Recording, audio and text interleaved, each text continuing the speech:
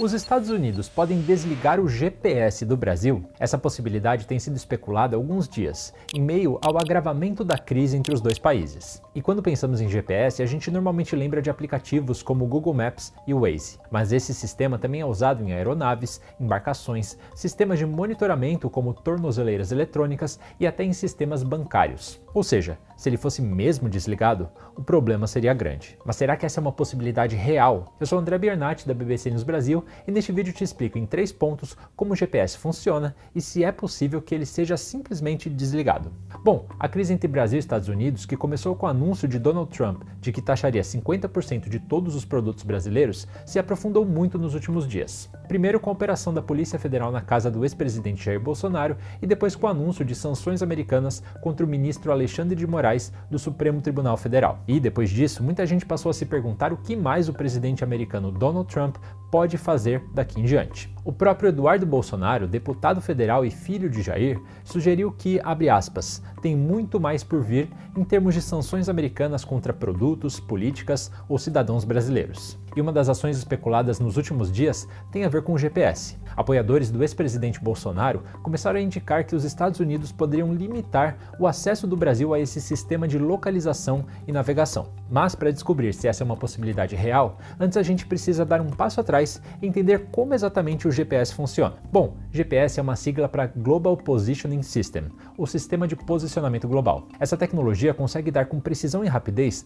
a localização de um ponto na superfície terrestre. Ela foi desenvolvida a partir dos anos 50, durante a Guerra Fria e a corrida espacial. E no início os objetivos eram militares, como direcionar mísseis, localizar tropas e executar manobras táticas. O primeiro satélite operacional do GPS foi lançado pelos Estados Unidos em 1978. Com o passar do tempo, e assim como aconteceu com outras tecnologias que surgiram no contexto militar, como a própria internet, essa ferramenta passou a ter usos civis a partir dos anos 90. Ela começou a ser usada, por exemplo, no controle do tráfego aéreo e em sistemas para definir rotas. Atualmente, o GPS conta com 31 satélites que orbitam o planeta. Cada um desses satélites transmite um sinal de rádio, com informações sobre a posição em que ele está e o horário exato dessa emissão. Os aparelhos conectados com esse sistema, como é o caso dos aplicativos instalados nos nossos celulares, captam esse sinal vindo dos satélites e registram o tempo que a mensagem demorou a chegar em comparação com o horário em que ela foi emitida. E é justamente essa diferença de tempo que permite calcular a distância entre o receptor,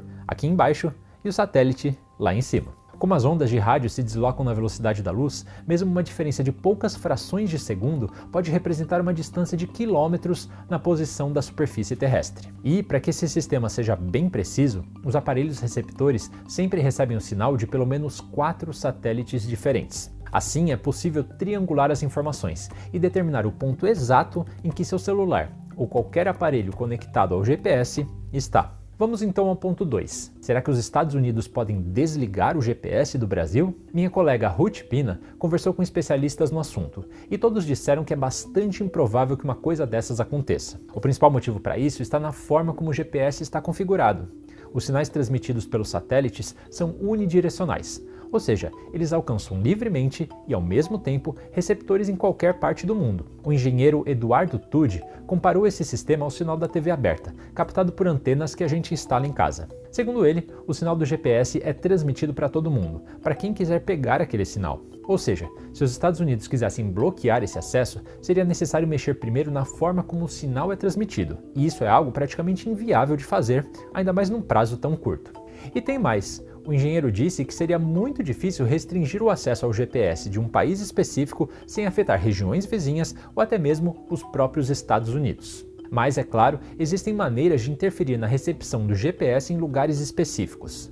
Isso inclusive já aconteceu em zonas de conflito. Uma das técnicas usadas para isso é chamada de jamming, ou interferência, e consiste em usar dispositivos que neutralizam ou prejudicam a recepção de ondas de rádio que vêm dos satélites. Uma reportagem da BBC de maio de 2024 revelou que a Rússia, por exemplo, interrompeu sistemas de navegação por satélite em regiões como o Mar Báltico, o Mar Negro e o leste do Mediterrâneo, o que afetou milhares de voos civis. À época, o Ministério de Defesa da Rússia não quis comentar a notícia. Os russos também já usaram essa estratégia na guerra contra a Ucrânia, para interferir na trajetória de mísseis guiados, neutralizar drones e dificultar a movimentação de tropas inimigas. A engenheira mecânica Luísa Santos também mencionou uma segunda técnica para prejudicar o GPS, o spoofing, ou falsificação. Ela consiste em enganar os aparelhos que recebem o sinal, ao substituir os sinais legítimos por falsos. Isso faz com que a localização indicada nos aparelhos esteja errada. Mas, segundo a especialista, a possibilidade dos americanos fazerem isso contra o Brasil é remota. Até porque essas táticas são praticamente atos de sabotagem e não uma política institucional ou diplomática. Terceiro ponto, as alternativas ao GPS. Mesmo no improvável cenário em que o GPS saia do ar, existem outras ferramentas de geoposicionamento que são usadas de forma complementar e podem até substituir o sistema americano. É o caso do GLONASS, da Rússia, do Galileu, da União Europeia, ou do Beidou, da China. Assim como o GPS, essas constelações de satélites oferecem acesso livre a toda a comunidade internacional. E os especialistas ouvidos pela BBC News Brasil reforçaram que a maioria dos celulares, aviões, navios e equipamentos modernos já são compatíveis com múltiplas constelações de satélites e o GPS não é mais o único sistema disponível. Além disso, há ainda sistemas de backup terrestres, como o eLORAN e a navegação de longo alcance aprimorada, que são usadas por alguns países e permitem um posicionamento preciso sem a necessidade de depender dos satélites. Em outras palavras, pode ficar tranquilo. Você muito provavelmente não vai precisar resgatar do fundo do armário aqueles antigos guias de papel de estradas e ruas para saber o caminho. Bom, com isso eu fico por aqui. Deixe seu comentário aqui embaixo e se inscreva no nosso canal no YouTube para acompanhar todos os vídeos que a gente publica. Um abraço e até a próxima!